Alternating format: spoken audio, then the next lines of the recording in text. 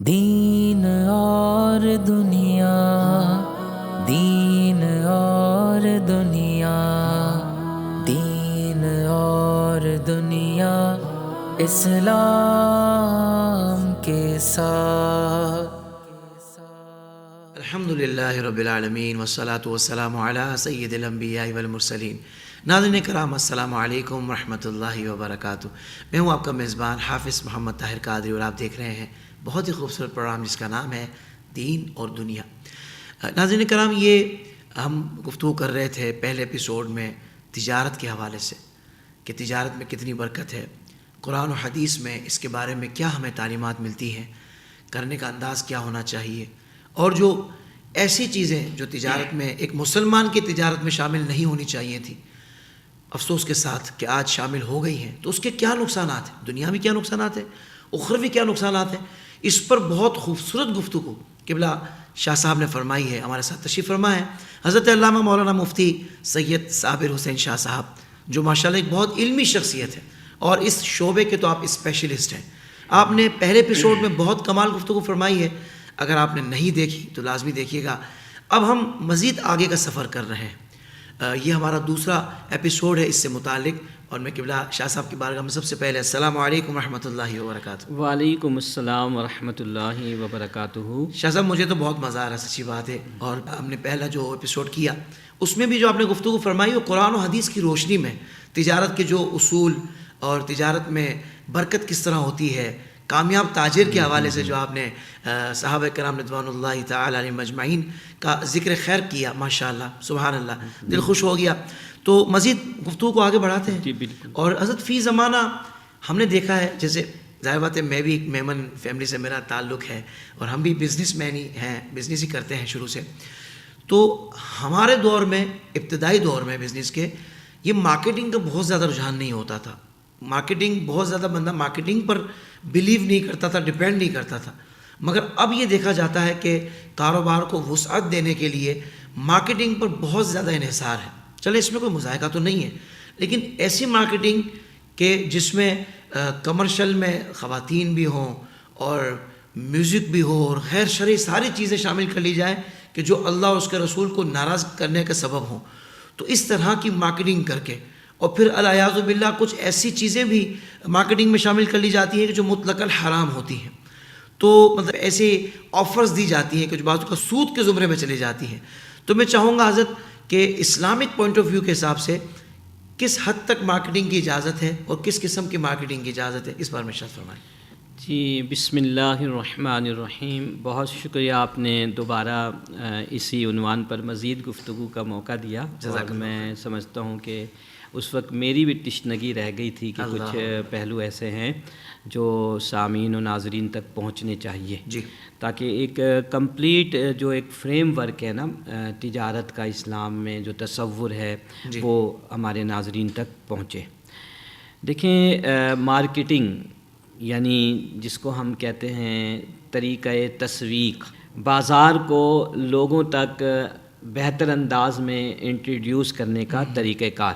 واہ واہ۔ مارکیٹنگ، اس کا جو بنیادی مقصد ہے اس وقت وہ یہی ہے کہ آپ ٹارگیٹ مارکیٹ تک اپنی پروڈکٹس کو، اپنی مصنوعات کو، اشیاء کو لے کر آئیں، اس انداز میں پیش کریں کہ ان چیزوں کو لینے کی ان کے اندر خواہش پیدا ہو جائے۔ بہت اچھا، واہ واہ۔ اچھا، یہ بہت اہم پوائنٹ ہے۔ یعنی مارکیٹنگ کی جتنی بھی میں نے ڈیفینیشن دیکھی، اس میں ایک پوائنٹ بہت اہم ہے کہ لوگوں کے اندر اشتہا پیدا کرنا، صحیح، خواہشات پیدا کرنا، ٹھیک ہے۔ اچھا، آرٹیفیشل نیڈ کو کریٹ کرنا، جی، خواہشات پیدا کرنے کا مطلب یہ ہے۔ صحیح۔ اچھا، اب انسان کی ایک ضرورت ہے جو اس کی نیچرل ضرورت کہتے ہیں، جو اس کی ڈائی نیڈ ہے۔ آپ کو بھوک لگتی ہے، مجھے بھوک لگتی ہے، تو کھانا کھانا ہماری ڈائی نیڈ ہے، اس کے بغیر سروائیو نہیں کر سکتے ہم۔ کپڑا ہے، ہمیں لباس پہننا ہے، اس کے بغیر ہماری زندگی گزر ہی نہیں سکتی، اور یہ ہماری ڈائی نیڈ ہے۔ لیکن ایک چیز ہوتی ہے کہ ہماری ڈائی نیڈ نہیں ہے، لیکن آپ کچھ اس طرح کے ٹیکنیکس یوز کریں کہ جن کی وجہ سے وہ میری ڈائی نیڈ بن جائے۔ واہ واہ واہ۔ تو مارکیٹنگ کا جو وہ ہے نا موٹیو جی وہیں سے ٹکراؤ پیدا ہو جاتا ہے. صحیح. آپ قرآن و سنت کو ڈیپلی جا کر مطالعہ کریں اس پوائنٹ آف ویو سے، تو قرآن یہ کہتا ہے کہ آپ وہ چیز پیدا کریں جو لوگوں کی ضرورت ہے. واہ واہ. مارکیٹنگ یہ کہتی ہے کہ آپ چیز پیدا کریں اور لوگوں کی ضرورت بنا دیں. جی. آپ نے دیکھیں مہنگائی کے بہت سارے اسباب ہیں، بہت سارے اسباب ہیں، لیکن ان میں ایک بڑا سبب مارکیٹنگ بھی ہے کہ لوگوں کو ایک چیز ملی ہوئی ہے، زندگی اچھی گزر بھی رہی ہے، لیکن ایسے اشتہارات آ رہے ہیں کہ کہتا ہے نہیں یہ تو میں نے نہیں رکھنا، میری گاڑی جو ہے اب یہ آؤٹ آف ڈیٹ ہو چکی ہے، جی. مجھے اب اس برانڈ کی گاڑی لینی ہے. جی. اب اس کے لیے چاہے اس کو بینکوں سے قرض لینا پڑے، اللہ. اس کے لیے اپنے اوپر فائنینشیل برڈن اس کو زیادہ ڈالنا پڑے، اس کو کوئی غرض نہیں ہے. اور پھر کیا ہوتا ہے کہ ایک وقت آ کر اس کی لائف جو ہے، اس کی زندگی مشکل ہونا شروع ہو جاتی ہے. جی. میں نے ایک مارکیٹنگ کے بڑے ایکسپرٹ ہیں، ہمارے ساتھی بھی ہیں، میں نے ایک دفعہ ان سے ایسے ہی مزاح کے طور پہ پوچھا کہ مارکیٹنگ کیا ہے. اچھا میری کتاب ہے اربعین تجارت و معیشت، اس میں نے اس کو کوٹ بھی کیا ہے. تو کہتے ہیں مارکیٹنگ کیا ہے، میں آپ کو بتاؤں. میں نے کہا بتائیں. کہتے ہیں مارکیٹنگ یہ ہے کہ گنجے کے سامنے کنگھی کے اتنے فضائل بیان کیے جائیں کہ وہ گنجا کہے کہ یہ کنگھی میرے لیے بنی ہے، حالانکہ اس کے تو بال نہیں ہیں. بال نہیں ہے. میری بات آپ سمجھ گئے. تو شریعت مطہرہ میں مارکیٹنگ کے حوالے سے آپ کو تھرو آؤٹ منع نہیں کیا گیا ہے، لیکن کچھ باؤنڈریز ہیں، صحیح. کچھ لمیٹیشنز ہیں کہ آپ، پہلی بات تو یہ ہے کہ مارکیٹنگ اتنی کرنے کی ضرورت کیا ہے. ٹھیک ہے. ایک رپورٹ کے مطابق جو بڑی کمپنیز ہوتی ہیں وہ 5% سے لے کر 20% تک صحیح جو مارکیٹنگ میں اپنی آمدنی کا لگا دیتی ہیں. بجٹ ہوتا ہے مارکیٹنگ. ٹھیک ہے، بجٹ. اچھا اب اس بجٹ کو جب وہ ادھر یوٹیلائز کرتے ہیں تو الٹیمیٹلی جو میں نے پچھلے جو ہے پروگرام میں بھی میں نے آپ سے کہا کہ اس کا امپیکٹ کاسٹ پہ آتا ہے. کاسٹ بڑھ جاتی ہے. جو آپ کی پروڈکشن ہے اس کی انکٹ کاسٹ بڑھ جاتی ہے، اور پھر اس کو بیئر کون کرتا ہے؟ کنزیومر. آج کل ایک لفظ بہت استعمال ہو رہا ہے جس کو مارکیٹنگ کے اندر ایک ٹول کے طور پر استعمال کیا جاتا ہے، کنزیومرزم. کنزیومرزم کا مطلب یہ ہے کہ آپ کا صارف آپ سے کیا چاہتا ہے. جی. ٹھیک ہے. آپ کا کسٹمر آپ سے کیا چاہتا ہے. لہٰذا آپ کسی ایسی انوائرمنٹ میں کاروبار کر رہے ہیں، خدا نخواستہ وہاں پہ ڈرنکرز بہت رہتے ہیں، وائن ڈرنکرز، معاذ اللہ شراب پینے والے. تو کنزیومرزم کا کانسیپٹ یہ ہے کہ آپ اس وقت اچھے تاجر ہوں گے جب آپ یہ نیڈ ان کی پوری کریں. مارکیٹنگ یہی. میری بات آپ سمجھ رہے ہیں. جبکہ شریعت نے ایک لائن کھینچ دی ہے، حلال چیزوں کی ایک پوری فہرست ہے، حرام چیزوں کی ایک پوری فہرست ہے، ڈوز بھی بتا دیے ہیں شریعت نے، ڈونٹس بھی بتا دیے ہیں. لہٰذا ہم مارکیٹنگ کے ذریعے سے انٹروڈیوس کروائیں یا کسی بھی ذریعے سے، ہم ڈوز کے دائرے میں رہیں گے. دوسرا، ہم آرٹیفیشل مصنوعی ضرورت پیدا نہیں کریں گے. آپ نے دیکھے کباب والوں کی شاپ پہ آپ کبھی جائیں تو وہ کیا کرتے ہیں، تھوڑی تھوڑی دیر بعد میں کباب کی ایک بوٹی آگ میں پھینک دیتے ہیں، وہ اشتہا پیدا کرنے کے لیے. جب وہ دھواں یعنی وہ بوٹی جو ہوتی ہے کباب کی جل کر وہ دھواں کے ساتھ اڑتی ہے تو اس کی خوشبو پھیلتی ہے، لوگ کھینچے ہوئے آتے ہیں. بھوک نہ بھی لگی ہو تو بھوک پہ. جبکہ اسلام تو کہتا ہے کہ آپ بھوک پر کھائیں گے. اگر آپ بھوک کے علاوہ کھائیں گے تو یہ اسراف ہے. جو پیٹ کی بھوک ہے نا وہ اصل بھوک ہے. مارکیٹنگ آپ کے آنکھوں میں بھوک پیدا کرتی ہے. ٹھیک ہے. ابھی اسی طرح آپ دیکھیے کہ اگر ہم ایک حدیث مبارک جو رسول اللہ صلی اللہ علیہ وسلم کی بڑی جامع حدیث ہے اور جنرل وے میں اس میں، لیکن یہ مارکیٹنگ بھی آ جاتی ہے. حضرت ابو موسیٰ رضی اللہ تعالیٰ عنہ کہتے ہیں کہ صحابہ کرام نے ایک دفعہ پوچھا ای الاسلام افضل یا رسول اللہ صلی اللہ علیہ وسلم، کہ یہ اللہ کے نبی صلی اللہ علیہ وآلہ وسلم بتائیے سب سے افضل اسلام کیا ہے. تو آپ نے فرمایا من سلم المسلمون من لسانہ و یدہ. مارکیٹنگ کی زبان سے ایسے الفاظ نکل رہے ہوتے ہیں. میں نے ایسے بھی واقعات دیکھے چونکہ شعبے میں ہوں کہ ایک بیوی اشتہار دیکھ کر اس قدر وہ موٹیویٹ ہو گئی کہ شوہر کو کہتی ہے یہ دو یا طلاق دو. اللہ. ٹھیک ہے. تو مارکیٹنگ کا معاملہ بہت آگے تک جاتا ہے. اب شریعت یہ کہتی ہے کہ ایک تو مارکیٹنگ آپ کی سچائی و امانت داری پر منحصر ہو، آرٹیفیشل نیڈ کریٹ نہ کر رہی ہو، اس میں اسراف نہ ہو، اسراف ہے۔ اس کے بعد غیر ضروری اشیاء کو ضروری اشیاء بنا کر نہ دکھایا جائے، جی ٹھیک ہے، اور جھوٹ اور دھوکے پر مبنی نہ ہو۔ اللہ اب دلچسپ بات یہ ہے، جیسا آپ نے بھی انٹرو میں فرمایا کہ ہماری مارکیٹنگ کے اندر جو ایسی چیزیں دکھائی جاتی ہیں جو ایکسپلیسٹ وے میں، یعنی ان کلیئر مینر، بالکل واضح طور پر شریعت میں حرام ہے۔ بے پردہ خواتین دکھا دی جاتی ہیں، فحاشی عریانت کے ایسے اسباب وہاں پہ دکھائے جاتے ہیں کہ وہ جو چیز پیچھے رہ جاتی ہے اور سامنے کیا چیز آ جاتی ہے کہ جس سے آپ کا معاشرہ اخلاقی طور پر گراوٹ کا شکار ہو جاتا ہے۔ بالکل ایسا ہی۔ جبکہ اللہ نے فرمایا کہ بے شک وہ لوگ جو یہ چاہتے ہیں کہ لوگوں میں فحش بے حیائی پھیلے، ان کے لیے عذاب علیم ہے، دنیا میں بھی اور آخرت میں بھی۔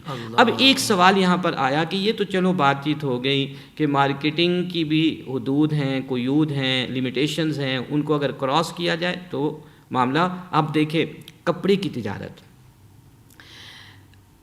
ایک پسندیدہ تجارت ہے، لیکن ہمارے ہاں دیکھیے وہ کہتے ہیں نا کہ ریشم میں ٹاٹ کا پیون لگانا ہے، جی، یعنی ایک اچھا آپ کو دودھ پیش کیا جا رہا ہے، آپ اس پہ ایک قطرہ ناپاک گرا دیں، یہی حال ہے کہ کپڑے کی تجارت ہے لیکن اس کی ایڈورٹائزمنٹ کیسے ہو رہی ہے؟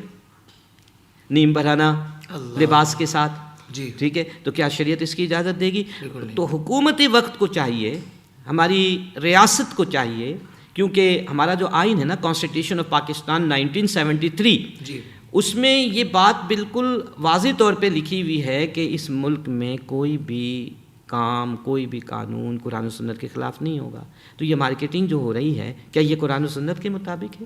تو ہمارے ارباب اختیار و اقتدار کو چاہیے کہ تجارت کے مقدس پیشے کی جو تقدیس ہے، جو سینکٹیٹی ہے، اس کو سیکیور کرے۔ واہ واہ واہ۔ اور اس کی سیکیورٹی کا سب سے بہترین طریقہ جو ہے یہی ہے کہ آپ دیکھیں ہمارے کچھ چینلز ہیں جو اسلامک چینلز ہیں، جو اسلامک پروگرامز دکھاتے ہیں، میں بلا تخصیص نام میں عرض کر رہا ہوں، آپ دیکھیے کیا ان کا چینل نہیں چل رہا ہے؟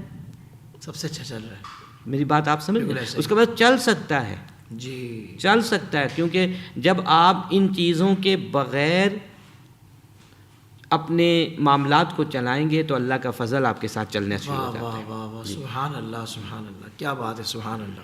قبلہ مفتی صاحب، ظاہر بات ہے تجارت کے حوالے سے بات ہو رہی ہے، تو عمومی طور پر ہمارے جو تاجر حضرات ہیں وہ کہتے ہیں کہ گورنمنٹ ٹیکس بہت لگا رہی ہے اور ہم پر ظالمانہ ٹیکس لگایا جا رہا ہے، اور ٹیکس لے کر عمومی طور پر جو سہولیات دی جاتی ہیں تاجر برادری ہے، دیگر تمام شعبہ جات کو، تو وہ سہولیات بھی نہیں دی جا رہی، اور گورنمنٹ یہ کہتی ہے کہ تاجر برادری ٹیکس نہیں دیتی۔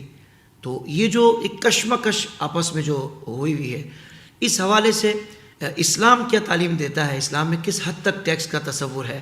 تو میں چاہتا ہوں اس کا بھی ایک منظرنامہ عوام کے سامنے پیش کر دیا جائے، تاکہ ایک ذہن بیٹھ جائے، ایک طرف بندے کو پتہ چل جائے کہ بھئی یہ تو مجھے کرنا ہے، یہ میرے لیے ضروری ہے، کیونکہ اسلام بھی یہی تعلیم دیتا ہے۔ اور جو ارباب اقتدار ہے وہ بھی اس مسئلے کو جان لیں کہ بھئی ہم نے جو ظلم کے طور پر لوگوں پر ٹیکس نافذ کیا ہوا ہے، تو جو ظلم کے طور پر ہے تو ہم نے اس کو ختم کرنا ہے، تو ایک توازن دونوں میں قائم ہو جائے۔ اس حوالے سے کچھ اصلاحی گفتگو فرما دیں۔ جی حافظ صاحب، آپ نے جو ٹیکس کے حوالے سے سوال کیا، اور یہ تجارت کے ساتھ یہ لفظ جڑا ہوا ہے، جی، اور یہ ایک بہت بڑا مسئلہ ہے، نہ صرف ان ممالک کے لیے جو ترقی پذیر ہیں، بلکہ اب تو ترقی یافتہ ممالک میں بھی ٹیکس کے حوالے سے جو ہے بات چیت ہونے لگی ہے۔ وہاں پر بھی میں دیکھتا ہوں، اکثر سنتا ہوں کہ لوگ احتجاج کر رہے ہیں۔ اب ہم سب سے پہلے تو یہ دیکھتے ہیں کہ کیا اسلام میں ٹیکس کا کوئی تصور ہے؟ جی، کیونکہ زکوٰۃ بھی مسلمان دیتا ہے جو صاحب حیثیت ہے، اسی طرح عشر دیتا ہے، ٹھیک ہے، فصلوں پر، فروٹس پر، ثمرات پر، ٹھیک ہے۔ تو کیا ایک مسلمان پر جو صاحب حیثیت ہے، تاجر ہے، وہ زکوٰۃ دے رہا ہے، کیا الگ سے وہ ٹیکس بھی دے گا؟ کیا اس طرح کا کوئی تصور ہے؟ تو دیکھیں اس حوالے سے ڈفرینس آف اوپینین ہے، صحیح، لیکن میں آپ کے سامنے اس رائے کو پیش کروں گا جس پر کم و بیش اتفاق ہے، اور وہ بھی ایک رسول اللہ صلی اللہ علیہ وسلم کی حدیث کے تناظر میں یہ رائے بنی ہے، کہ جس میں آپ علیہ السلام نے فرمایا کہ ان فی المال لحقا سوی الزکوٰۃ، کہ لوگوں کے مال میں زکوٰۃ کے علاوہ بھی حق ہے. تو ہمارے جو فقہائے کرام ہیں انہوں نے اس سے یہ مسئلہ اخذ کیا کہ اگر ریاست کو، اسٹیٹ کو اپنے معاملات کو چلانے کے لیے وسائل کی کمی کا سامنا ہے تو وہ اپنے ان لوگوں پر کہ جو صاحب حیثیت ہیں زکوٰۃ کے علاوہ ٹیکس بھی عائد کر سکتی ہے. اور یہ لاجیکل ہے. آپ دیکھیں انفراسٹرکچر ہے، بریجز بنانے ہوتے ہیں، سڑکیں بنانی ہوتی ہے، جو ریاست کے معاملات چلانے کے لیے جو ادارے ہوتے ہیں ان کے ملازمین ہیں، تو ظاہر بات ہے کہ ان کو بھی دیا جائے گا. حضرت عمر فاروق رضی اللہ تعالیٰ عنہ کے زمانے خلافت میں اس کا تصور ہمیں ملتا ہے. ایک کتاب ہے کتاب الخراج، اس کو کہتے ہیں بک آف ٹیکسیشن. جی. کہا یہ جاتا ہے کہ اسلام میں نہیں بلکہ انسان کی ہسٹری کے اندر یہ ٹیکس پر سب سے پہلی کتاب ہے. اور امام ابو یوسف نے لکھی تھی خلیفہ ہارون رشید کی خواہش پر. اس پہ پورا انہوں نے تصور دیا. اچھا، اس تصور میں پہلی بات تو یہ کہ ٹیکس کا تصور اسلام میں موجود ہے، لیکن کتنا، یہ بہت اہم ہے. یہیں سے پھر ظالمانہ اور غیر ظالمانہ ٹیکس کی بائیفرکیشن ہو جاتی ہے. اسلام میں جو ٹیکس کا تصور ہے وہ ڈائریکٹ ٹیکس ہے. ڈائریکٹ ٹیکس وہ ہے کہ جو آپ کی آمدنی پر لگتی ہے، ٹھیک ہے، جو آپ نے کمایا اس پر لگ گیا. جب آپ زکوٰۃ دے دیتے ہیں تو زکوٰۃ دینے کے بعد آپ کا مال جو ہے وہ پیوریفائڈ ہو جاتا ہے. اسی طرح جب آمدنی آپ کی آئی اور اس آمدنی پر ریاست نے ٹیکس لگایا اور آپ نے وہ ٹیکس دے دیا تو اب آپ کی آمدنی جو ہے وہ وائٹ منی ہو گئی. آج کی اصطلاح میں بات کر رہا ہوں، وہ وائٹ منی ہو گئی. جب وائٹ منی ہو گئی تو اب فردر جب آپ مارکیٹ جاتے ہیں، گروسری کے لیے جاتے ہیں، کچھ سامان خریدنے کے لیے جاتے ہیں، پھر آپ پر ایک ٹیکس لگایا جاتا ہے جس کو انڈائریکٹ ٹیکس کہتے ہیں. اب اسلام میں ڈائریکٹ ٹیکس کا تو تصور ہے کہ ایک شخص ہے وہ ٹیکس لگا 16% اور 20%، 33% تک ٹیکس وہ دیتا ہے ڈائریکٹ. باقی پیسہ گھر لے کر آتا ہے. اب وہ گروسری کے لیے جا رہا ہے، کسی جگہ ریسٹورنٹ میں جا رہا ہے، 17% وہاں بھی دے رہا ہے، کئی صورتوں میں 18% دے رہا ہے. تو یہ ظالمانہ جو ٹیکس کا تصور ہے وہ انڈائریکٹ ٹیکس کے اندر ہمیں نظر آتا ہے. دوسری چیز جو ہمارے ملک میں خاص طور پر جو کہ رشوت کا دورہ ہے، کوئی ادارہ ایسا نہیں ہے، بلا تخصیص میں یہ بات کر رہا ہوں، کہ جہاں پر رشوت کے بغیر کام ہو رہا ہو. ہماری بیوروکریسی بدقسمتی سے میجورٹی وہ اس میں مبتلا ہے. بہت کم ایسے لوگ ملیں گے جو ملک و ملت کا سوچ کر رشوت سے دور رہتے ہیں اور رشوت کے معاملات کو اچھا نہیں سمجھتے. لیکن یہاں پر اب رشوت کا جو ایک ہمارے ملک میں سلسلہ ہے اس کا امپیکٹ ٹیکس کے نظام پر پڑتا ہے. تاجر ہزار ٹیکس نہیں دیتے. کیوں نہیں دیتے؟ کیوں کہ ہمارے یہاں چور بازاری ہے، ہمارے یہاں رشوت ہے. لوگ رشوت دے کر ٹیکس ریٹرن کو چینج کروا لیتے ہیں. آف بیلنس شیٹ اور آن بیلنس شیٹ، سامنے کچھ دکھا رہے ہیں، پیچھے کچھ ہو رہا ہے. تو یہ ریاست کا جو میکینزم ہے اس کی کمزوری کی وجہ سے ہوتا ہے کہ ٹیکس کم ہوتا ہے. اب اگر ایمانداری کے ساتھ لوگ ٹیکس دیں اور ایمانداری کے ساتھ لوگ ٹیکس لیں، ڈائریکٹ ٹیکس سے بھی ہماری ضرورتیں پوری ہو سکتی ہیں. اور یہاں ایک بات میں عرض کروں کہ جو ڈائریکٹ ٹیکس ہے اس میں بھی ایسا نہیں ہے کہ آپ پھر خوب لگا دیں. جی، اس کی بھی لمیٹیشن. مسئلہ تو یہ ہے کہ جو لوگ دے رہے ہیں ان کو کیوں سزا دی جاتی ہے؟ جو دے رہے ہیں اور جو نہیں دے رہے ہیں، ڈیفیسٹ آ گیا. جی، ایک لوگ ہیں دے رہے اور ایک نہیں دے رہے، تو ڈیفیسٹ یعنی کمی آ گئی. جو آپ نے سوچا اس کے مطابق ٹیکس کلیکٹ ہوا، آپ نے کیا کیا کہ اس کمی کو پورا کرنے کے لیے جو دے رہے ہیں فردر اس پہ ہی لگا دیا.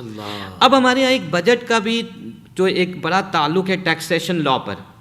بجٹ کیا ہے کہ آپ اگلے ایک سال میں کیا کریں گے اور اس پر کیا اخراجات آئیں گے، یہ تصور ہے بجٹ کا.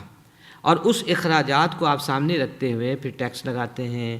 پھر ٹیکس سے اگر پورا نہیں ہوتا فرضی طور پہ تو پھر آپ IMF کے پاس جاتے ہیں، آپ ورلڈ بینک کے پاس جاتے ہیں. اسلام میں جو بجٹ کا تصور ہے اس سے بالکل مختلف ہے. واہ واہ واہ. بجٹ کا تصور آمدنی پر ہے. اخراجات پر نہیں ہے. اچھا، آپ کی تو خواہش، ہم کہتے ہیں نا کہ ہزاروں خواہش ہے ایسی کہ ہر خواہش پہ دم نکلے. اگر آپ یہ سوچ کر اپنا بجٹ بنائیں گے کہ مجھے یہاں پر اتنا خرچ کرنا ہے، مجھے اتنا خرچ کرنا ہے، اتنا خرچ کرنا ہے، تو آپ کی تو خواہشات ختم نہیں ہوگی. ایسا ہی. اسلام کیا کہتا ہے؟ آپ دیکھو کہ ایک ماہ میں، ایک سال میں آپ کی آمدنی کتنی ہے. جی، میری آمدنی فرض کرے 1,00,000 روپے ہے، تو میں 1,00,000 روپے کے حساب سے اگلے ایک ماہ کا بجٹ بناؤں گا. اپنے بچوں کو وہاں ایڈمیشن کراؤں گا جہاں اس بجٹ میں رہتے ہوئے. تو اسلام کا جو تصور بجٹ ہے وہ اخراجات کی بنیاد پر نہیں ہے، وہ آمدنی کی بنیاد پر ہے.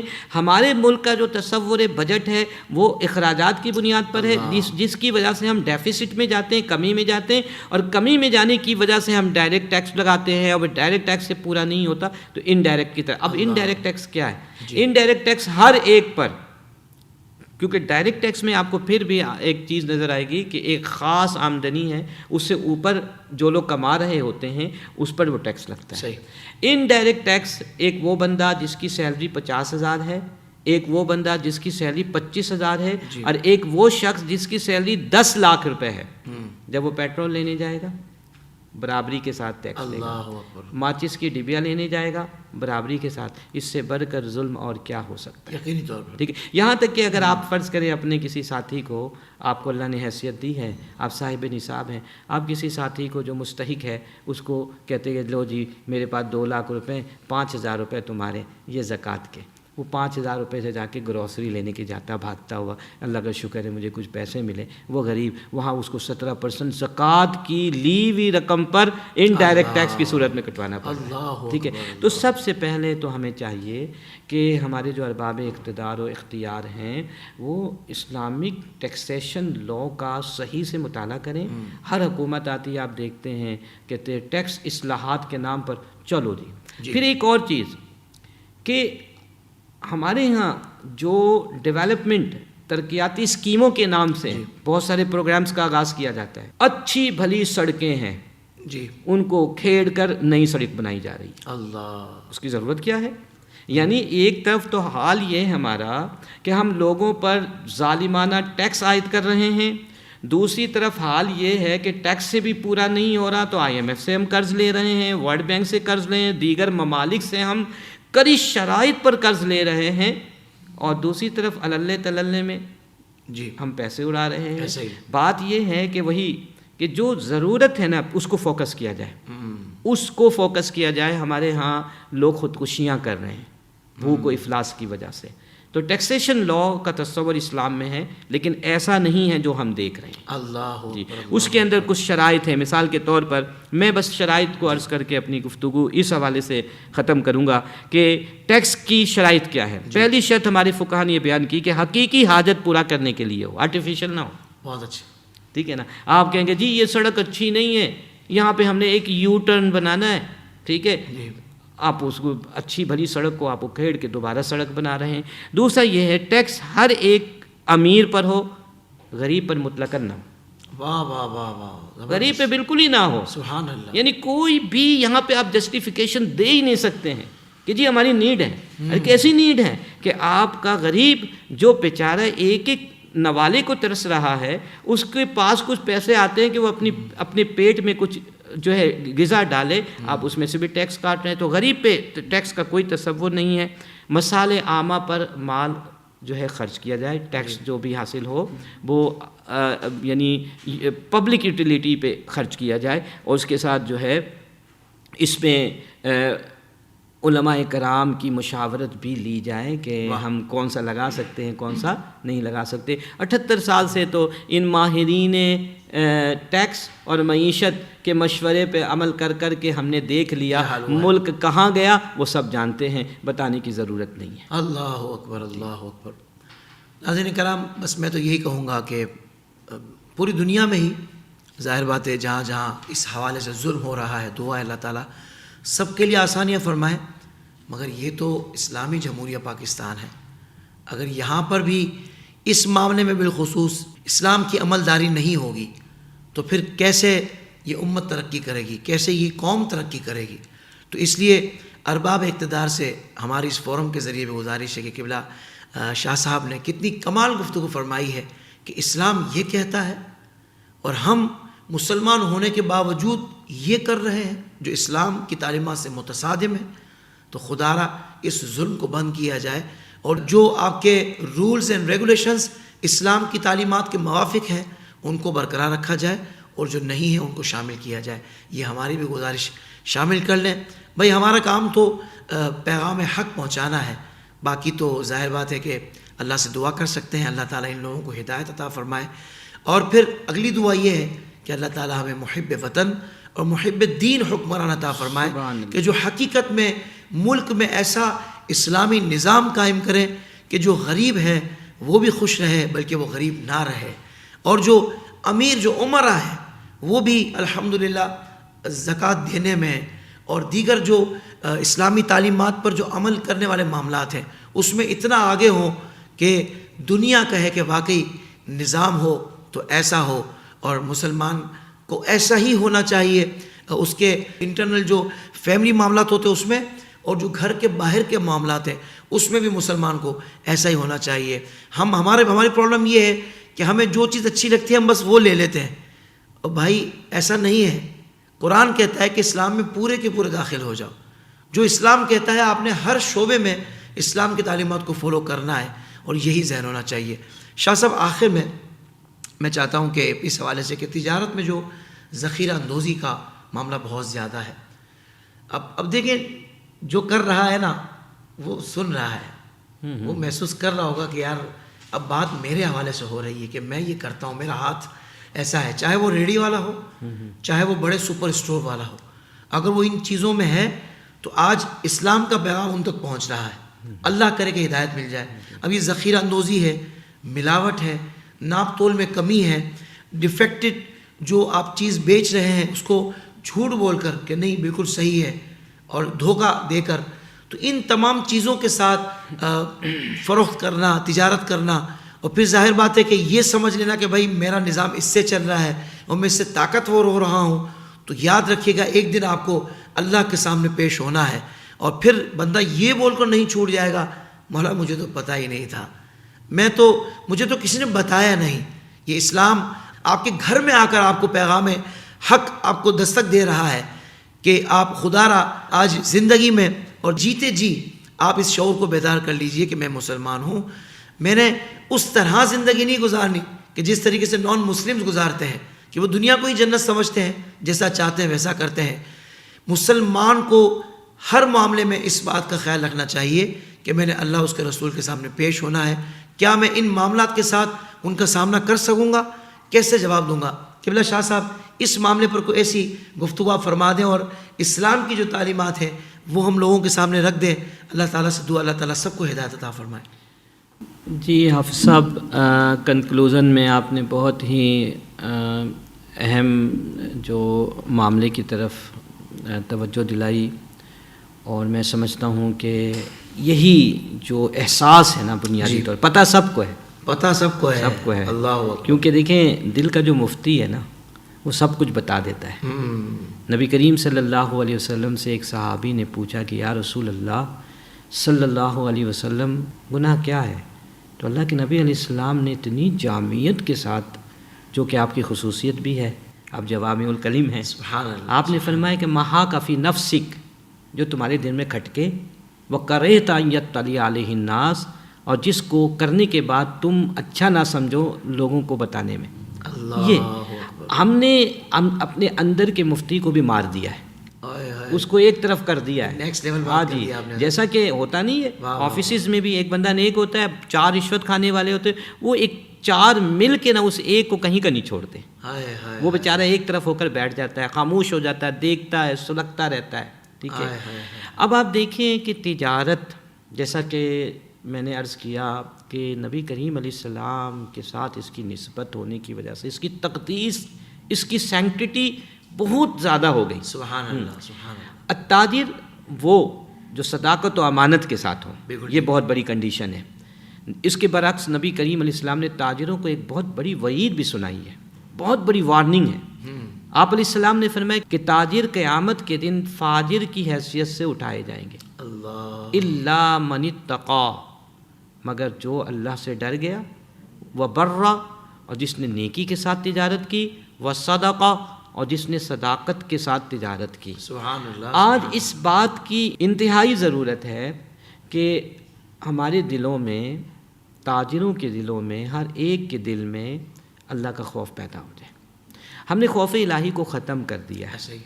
نبی کریم علیہ السلام نے فرمایا راس الحکمت مخافت اللہ، کہ حکمت و دانائی کی جو اصل روٹ ہے، اوریجن ہے، وہ اللہ کا خوف ہے۔ اللہ۔ لہٰذا سب سے پہلے تو یہ، جب یہ ساری چیزیں پیدا، میں اکثر لیکچرز میں اب جاتا ہوں، 20-25 سال ہو گئے، مختلف تاجروں کے پاس جانا ہوتا ہے، چیمبر آف کامرس میں، مختلف اور جگہوں میں بھی، تو میں کئی دفعہ کیا ہوتا ہے، میں کہتا ہوں مجھے مداربہ، مشارکہ اور یہ جو اسلامی تجارت کے طریقے، یہ پڑھانے کو اب جی نہیں چاہتا ہے۔ ہائے ہائے ہائے، میرا جی چاہتا ہے میں مورل ویلیوز پہ بات کروں، ماشاء اللہ۔ اخلاقیات پہ بات کروں، اور جب مورل ویلیوز، اخلاقیات کو میں ڈیولپ کر دوں گا نا، تو مجھے مداربہ پڑھانے کی ضرورت ہی نہیں پڑے کیا گی، کہنے ہیں مفتی صاحب، بندہ سبحان خود اللہ، آئے گا میرے پاس مداربہ پڑھنے کے لیے۔ کیا بات ہے، واہ ٹھیک ہے نا؟ تو اصل چیز یہ ہے۔ اب آپ دیکھیں کہ ناپ تول میں کمی کتنا بڑا جرم ہے کہ قرآن مجید میں سمجھتا ہوں 10 جگہ اللہ تعالیٰ نے انتہائی شدت کے ساتھ اس عمل کی مذمت ارشاد فرمائی۔ اللہ۔ حضرت شعیب علیہ السلام اپنی قوم کو توحید کی دعوت دینے کے بعد اگلی دعوت کیا دے رہے ہیں؟ ناپ تول میں کمی سے روک رہے ہیں۔ ٹھیک ہے، قرآن مجید میں دیکھیں سورۃ المطففین ہے نا، اس کی پہلی آیت اور پہلا لفظ اللہ فرماتا وائل، ویل، اس کے معنی ہے ہلاکت، تباہی۔ تو کیا ہے؟ للمطففین، کہ ان لوگوں کے لیے ہلاکت و تباہی ہے کہ جو ناپ تول میں کمی کرتے ہیں۔ مطففین کہتے ہیں ناپ تول میں کمی کرنے والے۔ اللہ، اب میں کہتا ہوں کہ یار تم بات آگے ختم ہی ہو گئی نا، وائنڈ اپ، مائنڈ اپ۔ یعنی اب تم کیا تلاش کرو گے خیر؟ یعنی کہاں سے تمہیں برکت ملے گی کہ تمہارا رب، ہم سب کا رب خالق، وہ کہہ رہا ہے کہ یہاں تو ہلاکت ہے، تباہی ہے، بربادی ہے۔ بس یہ ایک لفظ جو نا ویل، واو یا لام، یہ 3 حروف پر مشتمل ایک چھوٹا سا لفظ ہے۔ اس کے بعد تو ایک مسلمان آگے 1 منٹ بھی نہیں سوچے گا کہ میں ناپ تول میں کمی، پیٹرول میں کمی، ادھر کمی، ادھر کمی، جہاں کسی کو داؤ لگتا ہے کمی کرتا ہے، وہ سمجھتا ہے میرے مال میں اضافہ، قرآن کہتا ہے ویل، اس میں تباہی ہے۔ اب آپ دیکھیے کہ دوسری چیز ہے کہ جھوٹی قسم۔ دیکھیے میں نے تو یہاں تک پڑھا کہ آپ جب کوئی چیز بیچ رہے ہیں تو جھوٹی قسم تو ویسے ہی منع ہے، آپ سچی قسم بھی نہیں کھا سکتے۔ یہ بہت اہم بات ہے، آپ سچی قسم بھی نہیں کھا سکتے۔ کیوں جی؟ سچی قسم تو کھانی چاہیے نا۔ ایک آپ بیچ رہے ہیں، آپ کے اللہ کی قسم میں نے 100 روپے میں لی اور آپ نے 100 میں لی ہے، آپ سچ بول رہے ہیں، سچ بول رہے ہیں۔ لیکن شریعت مطالعہ کہتی نہیں، اس سے نا کیا ہوگا، بارگیننگ کا جو رائٹ ہے نا ہاں وہ متاثر ہو جائے گا۔ ہاں، جب آپ کہتے ہیں کہ اللہ کی قسم میں نے 100 میں لی، میں کہوں اب کیا بات کروں حافظ صاحب، بس ٹھیک ہے آپ دے دیں۔ حالانکہ شریعت نے مجھے ایک رائٹ دیا ہے کہ جب آپ نے 100 روپے کی آفر کی تو میں اس پہ بارگیننگ کروں، بھاؤ تاؤ کروں، لیکن آپ کی قسم کی وجہ سے ایک مسلمان اللہ کا نام سن کے ہی اس کی نظریں جھک جاتی ہیں۔ اسی طرح ملاوٹ تو اتنا بڑا جرم ہے، اور میں سمجھتا ہوں کہ یہ آنے والی نسلوں کو تباہ کرنے کا ایک بہت بڑا ذریعہ بن چکا ہے۔ اللہ، کون ہے آپ دیکھیں کہ کس کی صحت آپ کو اچھی لگ رہی ہے۔ ایک بندہ، کوئی شخص بھی آپ کو ایسا نہیں ملے گا الا ماشاء اللہ جو کہے گا میں کسی بھی بیماری میں مبتلا نہیں ہوں۔ آج سے 40 سال 45 سال پہلے ہمارے بزرگ جن کو ہم نے بچپن میں دیکھا، وہ لوگ اپنی فطری عمر پوری کر کے اللہ کے بارگاہ میں جاتے تھے۔ بہت کم لوگ، آج دیکھیے ٹیکنالوجی آ چکی ہے، سب کچھ آ چکی ہے، اس کے باوجود آپ ہاسپٹلز میں جائیں، آپ کارڈیو میں جائیں، کہیں کراچی جائیں، لاہور جائیں، ایک بستر پہ 2 مریض، 3 مریض کو میں نے اپنی آنکھوں سے دیکھا ہے، اور پھر یہ بھی دیکھا ہے کہ فرش پہ بھی مریض پڑے ہوئے۔ اللہ، یہ ملاوٹ کرنے والے اس قوم کے دشمن ہیں، اس قوم کے ایسے دشمن ہیں کہ ان کو قرار واقعی سزا دی جائے تو ہم کتنے ایسے لوگوں کو، اپنی نسلوں کو تباہ و برباد کرتے ہیں، یعنی خدا نخواستہ ملاوٹ کر کے۔ یہی معاملہ آپ دیکھیے چیزوں کو، ڈیفیکٹو چیزوں کو بیچ دینا۔ شریعت میں دیکھیں بہت سارے الفاظ ہیں، خلابہ ہے، خلابہ کہتے ہیں سستی چیز کو مہنگی قیمت پہ بیچ دینا، کسی کی کم علمی کا فائدہ اٹھا کر۔ ہمارے یہاں اس کو کہا جاتا ہے کہ یہ تو بڑا بہترین بزنس مین ہے، اللہ، یہ تو بڑا بہترین بزنس۔ حضرت بلال حبشی رضی اللہ تعالیٰ عنہ کو حضرت صدیق اکبر نے منہ مانگی قیمت میں خریدا، آزاد کر دیا۔ لوگ کہہ رہے یہ کیسا تاجر ہے؟ آپ نے کہا میں نے تجارت کی ہے۔ کون سی تجارت کہ جس میں تم نے بلال حبشی کو خریدا، منہ مانگی قیمت پہ خریدا، پھر آزاد بھی کر دیا؟ آپ نے کہا میں نے اللہ سے تجارت کی ہے۔ واہ واہ واہ واہ، اور ایسی تجارت کہ پھر قرآن مجید میں آیات نازل ہوئیں۔ آج کا تاجر وہ تجارت نہیں کر رہا ہے، آج کا تاجر یہ تجارت کر رہا ہے کہ میرے سامنے کوئی بے وقوف آدمی آ جائے، میں اس کو کسی طرح بے وقوف بناؤں۔ ریئل اسٹیٹ میں جائیے، آپ حیران ہو جائیں گے کیسے کیسے حربے۔ میری ابھی 1.5-2 ماہ پہلے کتاب آئی ہے، زرعی زمینوں کو تباہی سے بچائیے۔ آپ تو کراچی کے ہیں نا، ٹھیک ہے، ہم بھی کراچی میں رہے تو وہاں ہمیں اتنا احساس نہیں ہے۔ پنجاب کی جو زمین ہے نا، میں ضمناً یہ بات آپ کے پروگرام کی وساطت سے کر رہا ہوں، آپ کا بہت شکریہ کہ یہ موقع مجھے مل گیا، کہ پنجاب کی جو زمین ہے یہ سونا اگلتی زمین ہے، لیکن پچھلے 20-25 سال میں جو تماشا ہوا ہے کہ یہاں پر سونا اگلتی زمینوں کو نام نہاد سوسائٹیز کلچر کے بھینٹ چڑھا دیا گیا، اور آنے والے وقت میں ہمارے بچوں کو، ہماری نسلوں کو کھانے کے لیے اناج نہیں ملے گی۔ غذا کی قلت ابھی آ چکی ہے، ہم انڈیا سے منگواتے ہیں، ہم چائنا سے منگواتے ہیں، اور مہنگی قیمت میں ٹماٹر لیتے ہیں، دیگر چیز لیتے ہیں۔ تو یہ کیا ہے، ایک تجارت ایک ہوس کا نام بن گیا ہے کہ بس ہماری جیب میں آئے، باقی پتہ نہیں کیا ہو اس کا، ٹھیک ہے، قوم کہیں پر بھی جائے۔ تو یہ چیزیں ہیں۔ تو اسی طرح غش ہے، آپ نے دیکھا ہوگا شام کے وقت کبھی آپ بھی گاڑی سے آ رہے ہوتے ہیں تو فروٹس وغیرہ ریڈیو پہ پڑے ہوتے ہیں، تو اس پہ چائنا کی لائٹ پڑ رہی ہوتی ہے، سیب کو دیکھو تو اتنا خوبصورت کہ بندہ باہر نکلتا ہے اور لے کر گھر جاتا ہے کہ تو کچھ نہیں، اس کے اندر تو آدھے سے زیادہ جو ہے وہ خراب ہے۔ یہ غش ہے۔ دودھ والا ہے وہ دھوکہ کر رہا ہے۔ پیٹرول پمپس پہ جاؤ، بندے کو تسلی نہیں ہوتی ہے کہ مجھے جو میں نے پیٹرول ڈلوایا ہے وہ پورا ہے یا نہیں ہے۔ تو یہ مجموعی طور پر صورتحال بہت ہے، لیکن اس کا ایک ہی حل ہے کہ ہم اپنی تجارت کو رسول اللہ صلی اللہ علیہ وسلم کی سیرت کے مطابق ڈھال لیں۔ برکت بھی ملے گی، شہرت بھی ملے گی۔ حضرت عبد الرحمن بن عوف، حضرت عثمان غنی رضی اللہ تعالی عنہما جیسی دولت بھی اللہ تعالیٰ عطا فرمائے گا، اور کل قیامت کے دن رب کائنات ہمیں اجر بھی عطا فرمائے گا۔ سبحان اللہ سبحان اللہ۔ قبلہ شاہ صاحب نے اختتامی جملے بھی اتنے شاندار کہہ دیے ہیں کہ اب میرے کچھ کہنے کی گنجائش ہی باقی نہیں رہی۔ قبلہ شاہ صاحب آپ کا دل سے شکریہ، اور بہت ہی کمال گفتگو آپ نے فرمائی ہے۔ پہلے بھی ہم نے تجارت کے حوالے سے مختلف انداز سے کلام ہوا ہے، لیکن یہ بہت ہی خوبصورت بڑے طریقے سے اور سیکوینس سے آپ نے گفتگو فرمائی ہے۔ اللہ تعالیٰ آپ کو خوب جزائے خیر عطا فرمائے۔